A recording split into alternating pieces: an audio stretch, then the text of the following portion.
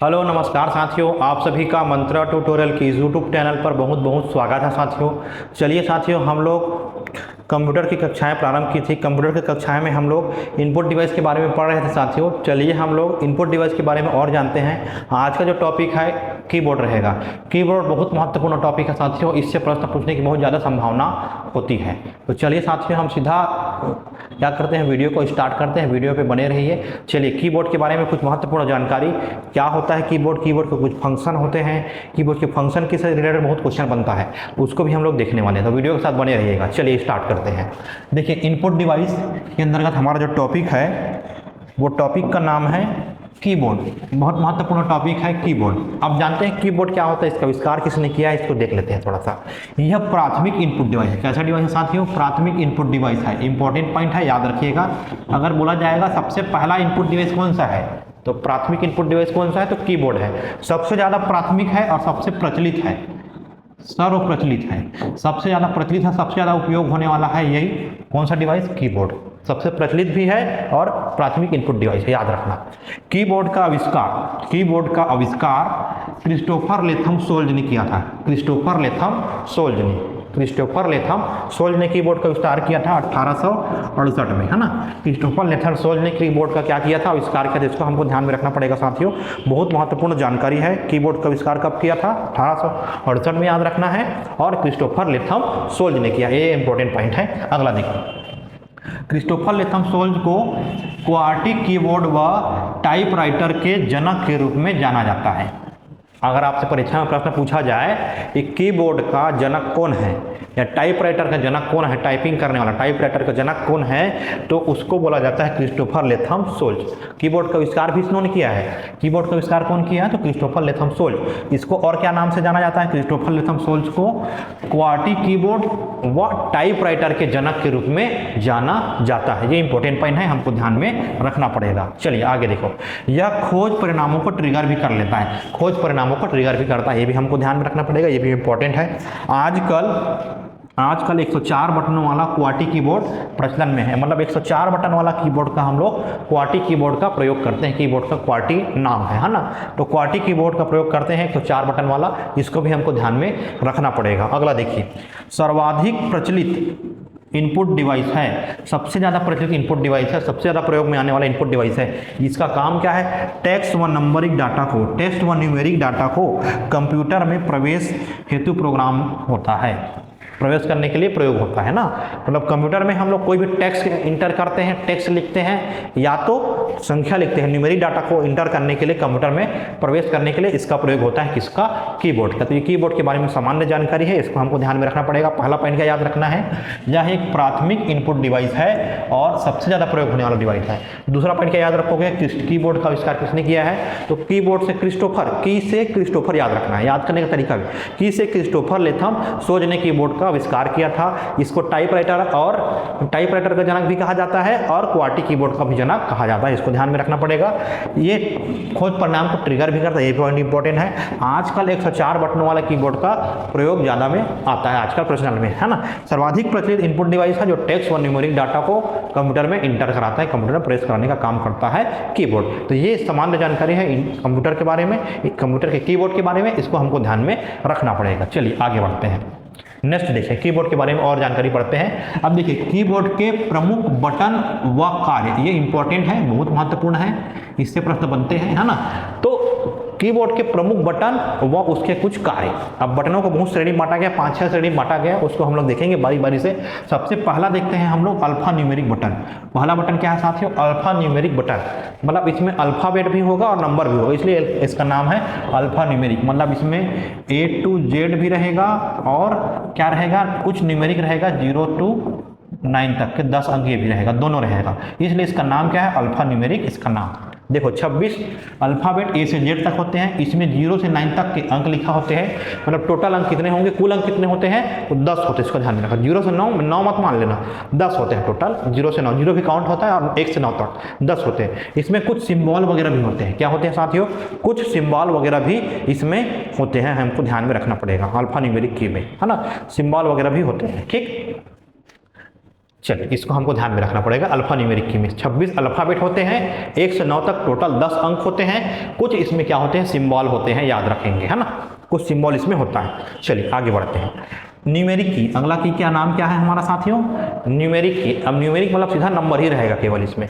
दाएं भाग में मतलब दाएं साइड में कीबोर्ड है, मान लो ये कीबोर्ड है ना, इधर यहाँ पास रहता है न्यूमेरिक 1 2 3 ऐसा। तो दाएं भाग में क्या रहता है, 0 से 9 तक अंक होता है। इसका कार्य क्या होता है, इसमें 0 से 9 तक अंक में इस साइड क्या रहता है, प्लस माइनस जोड़ घटाव गुणा भाग, इसका भी चिन्ह रहता है ना। तो यही लिखा है, इसका कार्य जोड़ घटाव गुणा भाग करना है। उसके साथ साथ सभी चिन्ह के वाले बटन भी होते हैं, सभी चिन्ह के बटन भी होते हैं, और इसको गुणा भाग करने का भी काम आता है, दोनों होता है। कुल संख्या में 17 होते हैं। कितने होते हैं साथियों, कुल संख्या में न्यूमेरिक की जो है 17 होते हैं। जोड़ घटाव गुणा भाग का भी चिन्ह होता है इसमें, है ना, उसका भी यूज करते हैं। और 0 से 9 तक संख्या भी होता है, ये भी ध्यान में रखना है। इसका काम क्या है, जोड़ घटाव गुणा भाग भी करना, और 0 से 9 तक संख्या होती है, दोनों होता है कि इसमें न्यूमेरिक की में। अल्फा न्यूमेरिक की में अल्फाबेट भी होते हैं, न्यूमेरिक भी होते हैं, और कुछ सिंबल भी होते हैं। इसमें जोड़ घटाव गुणा भाग का काम नहीं होता है, इसमें होता है न्यूमेरिक की में अलग से, जो दायां भाग में होता है इसमें, इसको ध्यान में रखेंगे, इसमें। जबकि कंप्यूटर के ये फंक्शन के ऊपर में रहता है, इधर फंक्शन की के नीचे में 1 2 3 अलग लिखा रहता है ना, तो वो अल्फा न्यूमेरिक की में आता है ना, मतलब इसी में। इधर ABCD लिखा रहेगा, ABCD जैसे ये मान लो बना देता हूँ, इधर देखना समझना। इधर सबसे ऊपर फंक्शन की F1 F2 ऐसा, इधर नंबर रहता है, नंबर 1 2 3 4, इधर ABCD रहता है। तो ABCD के ऊपर में अल्फा न्यूमेरिक की होता है, न्यूमेरिक की होता है। तो अल्फा न्यूमेरिक की वहाँ होता है, वहाँ 0 संख्या तक 9 बस अंक बस रहेगा, उसमें वो सिंबल भी रहते हैं और लेटर होते हैं अल्फाबेट के, है ना, इसको ध्यान में रखना है। इसमें जोड़ घटाव गुणा भाग नहीं होता है। जबकि न्यूमेरिक की में दाएं भाग में स्थित होता है, यहाँ पर कीबोर्ड के राइट साइड में। इसका कार्य होता है जोड़ घटाव गुणा भाग करना, और सभी चिन्ह वाले बटन होते हैं, और इसकी संख्या कितनी होती है साथियों, 17। इसको हमको ध्यान में रखना पड़ेगा, इंपॉर्टेंट है। चलिए आगे बढ़ते हैं। देखिए साथियों, अगला महत्वपूर्ण पॉइंट, महत्वपूर्ण टॉपिक फंक्शन की, वेरी इंपॉर्टेंट है ना, वेरी इंपॉर्टेंट है फंक्शन की। फंक्शन की को टोटल जो है 12 होते हैं। कितने होते हैं साथियों, टोटल फंक्शन की कितने होते हैं, 12। याद रखना इंपॉर्टेंट है, फंक्शन की संख्या कितनी होती है, 12। इन बटनों को हम क्या कहते हैं, एक F1 से F12 तक जाना जाता है। इन बटनों को F1 से F12 तक संख्या हम लोग मानते हैं, 12 बटन होते हैं, F1 F2 F3 ऐसे करके। अब देखिए इन सभी का हम लोग देखते हैं काम क्या है, काम इसका क्या है, सभी फंक्शन बटन का काम क्या है, इंपॉर्टेंट क्या है, इसको हम लोग जानने का प्रयास करेंगे। चलिए देखो, सबसे पहला F1 का काम क्या है, हेल्प मेन्यू को ओपन करने के लिए। हेल्प मेन्यू को ओपन करने के लिए कौन से फंक्शन का यूज करते हैं, पहला। अब देखिए सबसे पहला आपको कीबोर्ड में इंटर प्रेस करना है, तो सबसे पहले हेल्प की जरूरत पड़ेगी। हेल्प करोगे तभी आप कंप्यूटर के अंदर जा पाएंगे कीबोर्ड के, और कंप्यूटर के अंदर हम लोग जानकारी प्राप्त कर पाएंगे। तो सबसे पहला क्या हो गया, हेल्प जरूरत पड़ती है। सबसे कहीं भी जाते हैं तो हेल्पलाइन होता है ना, तो हेल्पलाइन क्या है, हेल्प डेस्क होता है। तो इसलिए F1 को याद रखना, सबसे पहला क्या याद रखोगे, हेल्प मेन्यू ओपन करने के लिए F1 का यूज करते हैं, हेल्प मेन्यू ओपन करने के लिए। अगला देखो F2। अब हेल्प मेन्यू ओपन कर लिए, उसके बाद ओपन किए, उसके बाद हम फाइल फोल्डर तक जाएंगे भाई, है ना। तो फाइल और फोल्डर को रीनेम करने के लिए, फाइल और फोल्डर को किसके लिए करते हैं, रीनेम करने के लिए। पहला में ओपन किए, पहला में क्या किए, ओपन करना है। सबसे पहला हेल्प मेन्यू ओपन, हेल्प लेंगे, पहला में हेल्प लेंगे, क्या ले लिए, हेल्प ले लिए। पहले में हेल्प मेन्यू ओपन करने के लिए, हेल्प मेन्यू ओपन कर लिए, उसके बाद फाइल फोल्डर को रीनेम कर देंगे। ओपन कर लिए, उसके बाद उसको रीनेम करना, बदलना है नाम को, याद रखना कंटिन्यूअसली। हेल्प मेन्यू ओपन करने के लिए, फाइल फोल्डर को रीनेम करने के लिए, उसके बाद रीनेम कर दिए, उसके बाद फाइल और फोल्डर को खोजने के लिए, फाइल को खोजने के लिए, याद रखना। तीसरा क्या है, फाइल को खोजने के लिए। चौथा हो जाएगा F4 का प्रयोग अल्ट के साथ करने पर एक्टिव विंडो बंद हो जाता है, एक्टिव विंडो बंद हो जाता है, ठीक है। एक्टिव विंडो क्लोज हो जाएगा, बंद हो जाएगा, है ना। F4 का डायरेक्टली प्रयोग नहीं होता है, F4 का प्रयोग करते हैं हम लोग अल्ट के साथ। किसके साथ करते हैं साथियों, अल्ट के साथ करते हैं, अल्ट के साथ, याद रखना। अल्ट की बटन होता है, अल्ट की बटन होता है ना, अल्ट की होता है मॉडिफायर की में आता है। अल्ट जो है, अल्ट किस में आता है, मॉडिफायर, ये की है अल्ट जो बटन है, मॉडिफायर की है ना, मॉडिफायर की है अल्ट। इसके साथ हम लोग F4 का प्रयोग करते हैं। तो जो विंडो ओपन होता है, जो आपको स्क्रीन पर दिखाई देता है कंप्यूटर के, वो बंद हो जाता है, क्लोज हो जाता है, शट डाउन का ऑप्शन आ जाता है ना। तो याद रखिए डायरेक्ट बंद हो जाता है। तो F4 का प्रयोग हम करते हैं, अल्ट के साथ प्रयोग करते हैं। तो एक्टिव विंडो जो होता है वो क्या हो जाता है, क्लोज हो जाता है, बंद हो जाए, इसको ध्यान में रखना पड़ेगा। देखो पहला पॉइंट क्या याद रखना है, F1 फंक्शन, मतलब सबसे पहले हमको हेल्प मेनू ओपन करना पड़ेगा, हेल्प लेना पड़ेगा। तो हेल्प मेनू ओपन कर लिए, दूसरा ओपन करने के बाद क्या करेंगे, फाइल को खोजेंगे, सर्च करेंगे, फाइल और फोल्डर को सर्च करने के लिए, खोजने के लिए। फाइल फोल्डर को सर्च रीनेम कर लिए, फाइल फोल्डर को रीनेम कर लिए, है ना, रीनेम करना है दूसरा नंबर में, रीनेम नाम देना है। हेल्प ले लिए, उसके बाद फाइल फोल्डर का रीनेम करेंगे, याद रखना। फाइल फोल्डर को रीनेम करने के लिए तीसरा स्टेप क्या होता है, रीनेम कर दिया, उसके बाद इसको सर्च करेंगे तो फाइल को खोजने के लिए। अब चौथा F4, 4 है तो अकेले 4 यूज नहीं होता है, 4 2 दूना 4 मतलब डबल यूज होगा, 4 को याद रखना है, 4 डबल यूज होता है, अकेले यूज नहीं होता है। डबल यूज किसके साथ होगा, अल्ट के साथ। अल्ट के साथ F4 दबाएंगे तो सीधा एक्टिव विंडो क्या हो जाएगा साथियों, क्लोज हो जाएगा, इसको याद रखना। तो 4 हमको याद रखना है, 4 ऐसे करके याद हो जाएगा आप लोग का, ठीक, याद भी करते जाना है। चलिए आगे बढ़ते हैं। F5 रिफ्रेश करने के लिए बहुत इंपॉर्टेंट है, F5 पूछा जाता है एग्जाम में, पूछा भी गया। तो F5 किसके लिए होता है साथियों, रिफ्रेश। अब पांचवा में आ गए, चौका मार लिया आप लोग तो रिफ्रेश हो गए, है ना, क्रिकेट में जानते हो ना, चौका लग गया मतलब रिफ्रेश, मतलब F4 के बाद 5 आ गया तो रिफ्रेश हो गया, चौका मार के आराम से रहना तो रिफ्रेश हो गए, ठीक। तो F5 रिफ्रेश करने में, ठीक। अगला देखो F6 कर्सर को एड्रेस बार में ले जाने के लिए। अब 6 मतलब एड्रेस में चले गए, जहां एड्रेस मतलब ग्राउंड के बाहर ले गए, F6 एड्रेस बाहर, है ना। F6 क्या हो गया, कर्सर को एड्रेस में ले जाने के लिए, एड्रेस बार में ले जाने के लिए। कर्सर को कहाँ ले जाने के लिए साथियों, एड्रेस बार में ले जाने के लिए। बाल को पहुंचा दिए हम लोग, F6 मार दिए तो ग्राउंड के बाहर एड्रेस में पहुंच गया। तो याद रखना ग्राउंड के बाहर क्या है हमारा, पता है, एड्रेस, ऐसे याद रखना। F6 का यूज कहाँ करते हैं, कर्सर को एड्रेस बार में ले जाने के लिए, याद रखना। कर्सर को कहाँ ले जाने के लिए, एड्रेस बार में ले जाने के लिए, याद रखेंगे साथियों। देखिए पहला हमारा क्या बताया, F1 याद हो जाएगा क्लास के अंदर। F1 किस में यूज करेंगे, F1 जो यूज करेंगे हेल्प मेन्यू ओपन करने के लिए। दूसरा फाइल और फोल्डर को रीनेम करने के लिए, रीनेम कर लिए, उसके बाद फाइल को सर्च करने के लिए, खोजने के लिए, तीसरा पॉइंट हो गया। सर्च कर लिए, उसके बाद 4 अकेले यूज नहीं होता है तो डबल के साथ यूज होगा, तो 2 दूनी 4, 2 मतलब अल्ट के साथ यूज करेंगे F4 का, तो क्लोज विंडो, ओपन विंडो जो होता है वो क्लोज हो जाता है, एक्टिव विंडो जो है क्लोज हो जाएगा। F5 अब 4 मान ले तो रिफ्रेश हो जाएंगे। उसके बाद 6 की बारी आ रही है तो 6 में क्या होगा, सीधा हम एड्रेस में पहुंच जाएंगे। एड्रेस में मतलब 6 मार के ग्राउंड के बाहर एड्रेस में पहुंच जाएंगे। एड्रेस में कैसे पहुंचेंगे, कर्सर के साथ, कर्सर को एड्रेस बार में ले जाने के लिए। तो ऐसे करके हमको ट्रिक थोड़ा सा रख के हमको याद करना पड़ेगा साथियों। तो ये चीज़ें आपको आई थिंक याद हो गई होगी। पहला हेल्प मेन्यू ओपन करने के लिए, F2 फाइल फोल्डर को रीनेम करने के लिए जैसे बताया अभी। तीसरा फाइल को खोजने के लिए याद रखेंगे, F4 का प्रयोग अल्ट के साथ करने पर एक्टिव विंडो बंद हो जाता है। F5 रिफ्रेश होगा 4 के बाद, और 6 मार दिए तो एड्रेस तक पहुँचा दिए कर्सर को, इतना याद रखें। तो ऐसे करके हमको याद रखना पड़ेगा साथियों। चलिए आगे बढ़ते हैं। चलिए साथियों अगला है F7, इंपॉर्टेंट है साथियों। F7 स्पेलिंग या ग्रामर के चेक करने के लिए। अब 6 मान लिए भाई, 6 मान लिए, हम आपको थोड़ा सावधानी बरत लेना है भैया, हमका स्पेलिंग और ग्रामर को चेक करना है ना। 6 मान लिए, एड्रेस तो हम लोग एड्रेस तक पहुंच गए, हम लोग एड्रेस बार तक के, है ना। जो हमारा कर्सर है उसको हम लोग, कर्सर मतलब हमारा बॉल है, कर्सर को हम एड्रेस तक पहुंचा दिए, बाउंड्री के बाहर पहुंचा दिए, बाउंड्री के बाहर पहुंचा दिए। उसके बाद हम क्या करेंगे, अब भैया हमको स्पेलिंग और ग्रामर को चेक करना है। F7 में क्या करते हैं साथियों, स्पेलिंग और ग्रामर को चेक करते हैं। अगला देखो, उसके बाद हमको स्पेलिंग ग्रामर चेक कर लिया, उसके बाद हमको रीएक्टिवेट होना है, रिबूट होना है। क्या होना है साथियों, रिबूट होना है, रिबूट, एनर्जी लाना है, रिबूट होना है। तो F8 में क्या हो जाएगा साथियों, रिबूट होगा। F8 में क्या होगा साथियों, हम रिबूट हो जाएंगे, रिबूट, फिर से बूटिंग चालू हो जाएगा, ठीक। अगला F9 प्रोग्राम में गलती को पहचानेंगे। अब रिबूट होगा, एक्टिव हो गए। F7 में ग्रामर चेक कर लिए, ग्रामर स्पेलिंग चेक कर लिए। F7 में स्पेलिंग और ग्रामर चेक करते हैं। F7 में स्पेलिंग ग्रामर चेक कर लिए, ग्रामर चेक करने के बाद हम लोग रिबूट होगा 8 में। 9 में क्या करना है, प्रोग्राम में गलती हो रहा है, स्पेलिंग ग्रामर चेक हो गया, गलती का पहचान कर लेंगे। अब स्पेलिंग ग्रामर चेक करेंगे, उसके बाद प्रोग्राम में जो गलती हुआ है उसको पहचान करेंगे, एरर डिटेक्ट करते हैं। 9 मतलब एरर डिटेक्ट करना, पहचानना, इसको याद रखेंगे, गलती को पहचान करेंगे।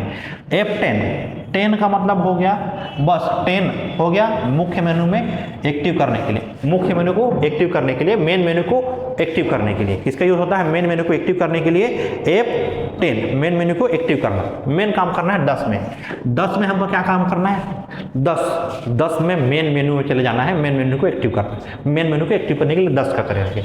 अब F11 है मिनिमाइज और मैक्सिमाइज करने के लिए, मिनिमाइज और मैक्सिमाइज करने के लिए F11 याद रखेंगे। और F12 मतलब सेव एज विंडो को ओपन करने के लिए इंपॉर्टेंट है। F12 इंपॉर्टेंट है, सेव एज विंडो को ओपन करने के लिए इंपॉर्टेंट है, याद रखेंगे, ये ज़्यादा इंपॉर्टेंट है। अब देखो इसको कैसे याद करना है। F7 सबसे पहले कर्सर को हम लोग कहाँ पहुँचा दिए, एड्रेस बार तक पहुँचा दी। अब स्पेलिंग ग्रामर चेक करेंगे 7वां में। 8वां में हमको क्या करना है साथियों, 8वां में क्या करना है, स्पेलिंग ग्रामर चेक करने के बाद रिबूट होना है। क्या होना है 8वां में, रिबूट हो गए। रिबूट होने के बाद हमको क्या करना है, गलती को पहचानना है। 9वां में रिबूट हो गए, स्पेलिंग ग्रामर चेक कर लिए 7 में, F7 में, 8 में रिबूट हो गए। रिबूट होने के बाद हमको क्या करना है, जो गलती है उसको पहचानना है, प्रोग्राम में जो गलती है उसको पहचानना है, एरर डिटेक्ट करना है। एरर डिटेक्ट करने के बाद हमको 10, अब 10 में आएंगे, F10 में, मतलब हमको 10 में हमको मुख्य मेनू में जाना है, मुख्य मेनू को एक्टिव करना है। मुख्य मेनू को एक्टिव करने में यूज करेंगे, मुख्य मेनू को हमको एक्टिव करना है। मुख्य मेनू को क्या करेंगे साथियों, एक्टिव कर लिए। मुख्य मेनू को एक्टिव करेंगे, उसके बाद एक्टिव हो गया, उसके बाद हम देखेंगे एक्टिव तो हो गया भाई, मिनिमाइज मैक्सिमाइज करके देखेंगे।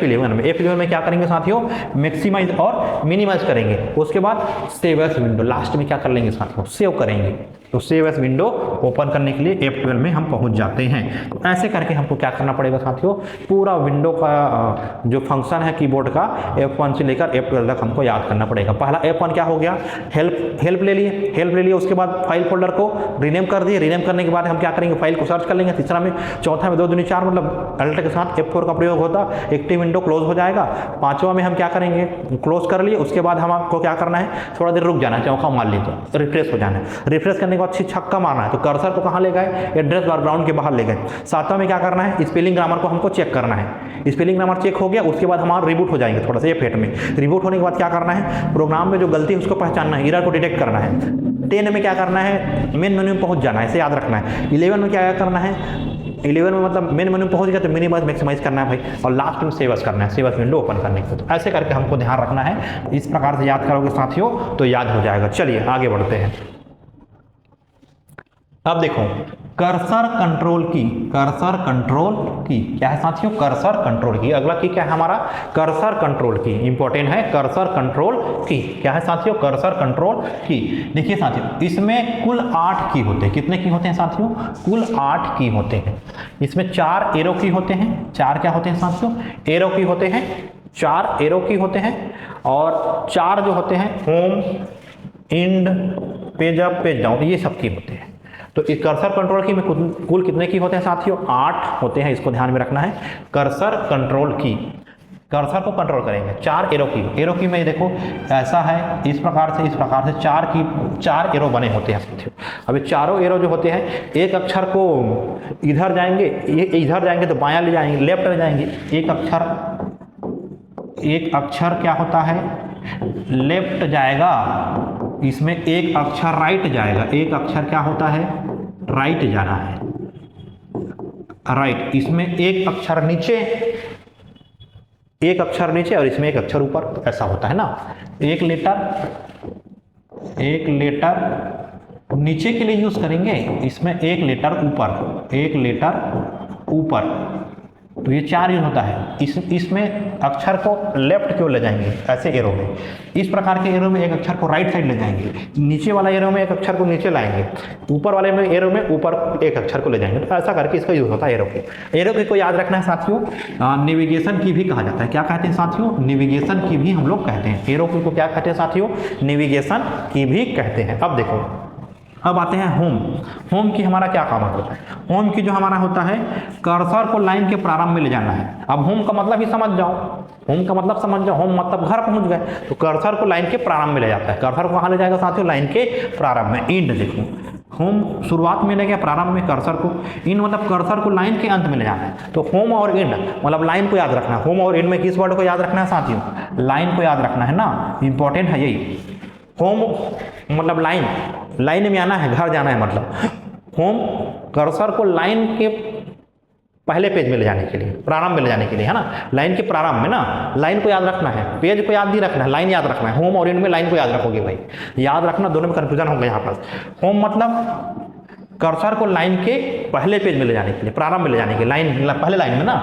और इंड मतलब कर्सर को लाइन के अंत पे ले जाने के लिए। जबकि पेज अप का यूज क्यों करते हैं साथियों, कर्सर को पिछले पेज में, पिछले पेज मतलब अभी का जो पेज है उससे एक कम पेज, अभी का जो पेज है, जो पेज खुला है उससे पिछले में लेगा, तो पेज अप होगा, ऊपर चलेगा। जैसे ये खुला है, मान लो जैसे ये 10 है ना, 10 है, यहाँ देखो 10 11, इसके पेज अप मैं करूँगा, इसका मतलब क्या हो गया, पेज अप पिछले पेज में चले जाएगा। पेज अप मतलब ये ऊपर चले गए, पहले आ गए, मतलब ऊपर चले गए, मतलब 9वें पेज में आ गए।